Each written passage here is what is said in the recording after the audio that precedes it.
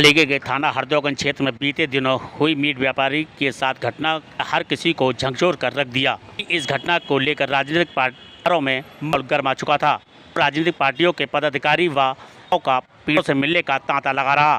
B के द्वारा मौजूदा सरकार पर गंभीर आरोप भी लगाए गए और पीड़ितों को इंसाफ दिलाने की मांग करते रहे। वहीं समाजवादी पार्टी के कार्यकर्ता व पदाधिकारियों के द्वारा पीड़ितों को लगातार इंसाफ दिलाने की मांग में लगे रहे। प्रशासन के द्वारा की गई कार्रवाई से समाजवादी नाखुश नजर आए। चर्चाओं में रहे समाजवादी पार्टी के सांसद रामजी लाल सुमन पीड़ितों से मिलने के लिए अलीगढ़ पहुंचे थे। उनके द्वारा सरकार से पीड़ितों की मदद और इंसाफ की बात कही थी। सरकार पर गंभीर आरोप भी लगाए थे। लेकिन एक बार फिर आज अलीगढ़ समाजवादी पार्टी के सांसद रामजी लाल सुमन पहुंचे और पीड़ितों को 1-1 लाख रुपए देकर आर्थिक मदद की गई। रामजी सुमन ने बताया कि इस तरीके से मीट व्यापारियों के साथ घटना की गई थी वह निंदनीय थी। मैंने घटना की पूरी जानकारी अखिलेश यादव को दी।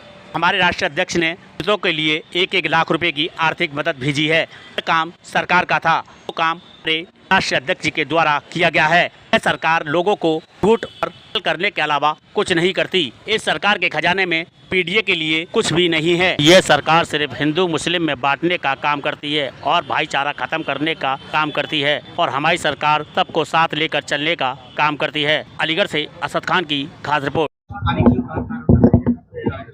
आपको जानकारी है कि यहाँ गौकशी के नाम पर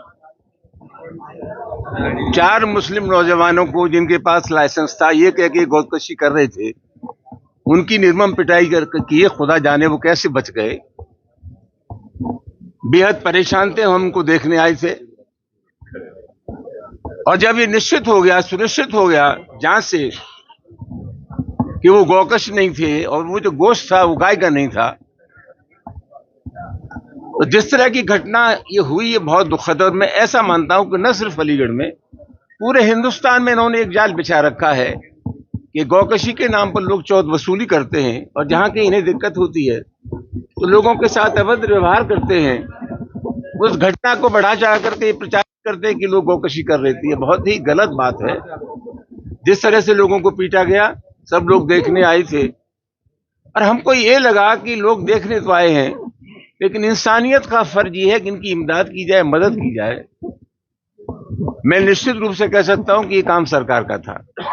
प्रधानमंत्री का विवेकाधीन कोष होता है, मुख्यमंत्री का विवेकाधीन कोष होता है और उस विवेकाधीन कोष का मतलब होता है कि कोई गर्दिश में है, मुसीबत में, परेशान है, कोई प्राकृतिक आपदा से मरा है तो उत्तर प्रदेश के खजाने से वो दौलत गरीबों को दी जाए। लेकिन मुझे ऐसा लगता है कि ये जो बीजेपी की सरकार है और उसकी जो ज़हनीयत है, उस खजाने में पीडीए के लिए कोई जगह नहीं है। वहां जो दौलत है वो दौलत अकलियत के लोगों के लिए, पिछड़े लोगों के लिए, दलितों के लिए नहीं है, शर्माईदारों के या उनके मित्र संगठनों के लिए वो दौलत है। ये एक पैसा सरकार ने नहीं दिया। मैं समाजवादी पार्टी के राष्ट्रीय अध्यक्ष श्री अखिलेश यादव जी को धन्यवाद देता हूं कि मैंने जब मैं आकर के हालात बताए उनको, तो उन्होंने बहुत उदार हृदय से ये 1-1 लाख रुपया सब लोगों को चेक दिया है। और माफ करना, हमारा कोई कोष नहीं है, हम प्रतिपक्ष में हैं। समाजवादी पार्टी जो सदस्य बनाती है वही दौलत इकट्ठा करते हैं हम लोग, उसी से हम अपनी पार्टी का संचालन करते हैं और उसी में से यह पैसा इन लोगों की मदद के लिए दिया गया। निश्चित रूप से मैं कहता रहा हूं, 2014 की इलेक्शन कमीशन की रिपोर्ट है, मैंने इसको राज्यसभा में बोला है। उसमें उन्होंने कहा है कि बीफ कंपनियों से 250 करोड़ रुपया बीजेपी को चंदा में मिला है। और माफ करना, ये लिस्ट वो है बीजेपी को या राजनीतिक पार्टियों को कौन कौन सा चंदा किस जगह से मिला है, उस चंदे की लिस्ट में 250 करोड़ रुपया है कि बीफ कंपनियों से बीजेपी को चंदे में 250 करोड़ रुपया मिला। मैं दावे के साथ कह सकता हूं, हिंदुस्तान में जो सबसे बड़ी कंपनियां हैं, बूचड़ खाने हैं, गौकशी की कंपनियां हैं, वो सब हिंदुओं के हाथ में। और सबसे महत्वपूर्ण सवाल है कि पिछले इन 11 वर्षों में जितना गौ मांस का निर्यात हुआ है उतना कभी नहीं हुआ और इस मामले में हमने अमेरिका को पीछे जोड़ दिया है। उत्तर प्रदेश सरकार ने नियम जारी किया है कि कांवड़ यात्रा पर जो ढाबे हैं या होटल हैं उन पर नेम प्लेट लगाई जाए। इससे ज्यादा तकलीफ की बात कोई हो सकती है? इसका सीधा सीधा मतलब ये है कि इन मुसलमानों को समंदर में डाल दो, फेंक दो। कोई मुसलमान से कोई पैसा, कोई खरीद ही न करे, इससे बड़ा तकलीफ दे कोई हो सकता है? इस देश के राष्ट्रीय आंदोलन में, इस देश के आजादी की लड़ाई में मुसलमानों का योगदान रहा और इस देश की इज्जत जब जब दांव पर लगी, हिंदुस्तान के मुसलमान ने ताल ठोक करके कहा कि देश की मिट्टी से जितनी मोहब्बत हिंदू को है उससे कम मोहब्बत हमें नहीं है।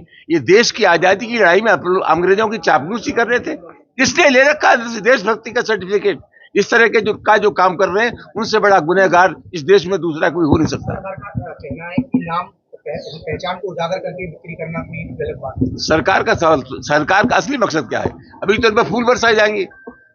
सरकार का असली मकसद यह है कि जो धार्मिक कार्यक्रम होते थे उन धार्मिक कार्यक्रमों में इतना आकर्षण पैदा कर दो, फूल बरसाओ कि लोग रोजी रोटी के सवाल को भूल जाएं, लोग भूख को भूल जाएं, प्यास को भूल जाएं, बेरोजगारी को भूल जाएं। या तो सामाजिक तनाव हो या धार्मिक कार्यक्रमों में इतना उन्माद पैदा कर दो, उनको इतना आलीशान बना दो कि लोग जो असल मुद्दे हैं सियासत के उनको भूल जाएं। कुछ हिंदू धर्मगुरु ऐसे हैं जो कि ढाबे होटल जाके चेक कर रहे हैं कि नेम प्लेट लगी है नहीं लगी है, मुस्लिम है तो विरोध कर रहे हैं, क्या कहें? कौन है चेक करने वाले? कौन लोग हैं वो? इनके खिलाफ कार्रवाई होनी चाहिए। सरकार ने कोई फैसला किया तो सरकार के पास कोई तंत्र है तो सरकार उससे निगरानी कर सकती है। ये ठेकेदार कौन बन गए चेक करने वाले?